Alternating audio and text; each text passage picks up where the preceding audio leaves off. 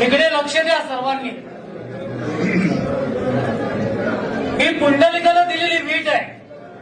विठेवर देव उभे आहे. मुक्तिकेसी नावाची एक दासी होती. तिला आपल्या रूपाचा गर्व झाला होता. जेव्हा ती देवाच्या दर्शन झाली तेव्हा देवाने तिच्यापेक्षा नाजूक रूप घेतलेले. जेव्हा तिने आपले हात देवाच्या पायावर टेकवले तेव्हा ही पोटरुतलेली जागा आहे. ही कृष्णावतारात गोकुळात गुरे राखायची काठी आहे. हा पितांबरचा सोगा आहे. हा वास्तव्याचा कतोड आहे. डाव्या हातामध्ये शंख आहे. उजव्या हातात कमळ पुष्प आहे. ही ब्रह्मदेवाने जन्म घेतलेली जागा आहे. हे अर्धांगिनी रुक्मिणीवासना स्थान आहे. हे मृगलांचन आहे.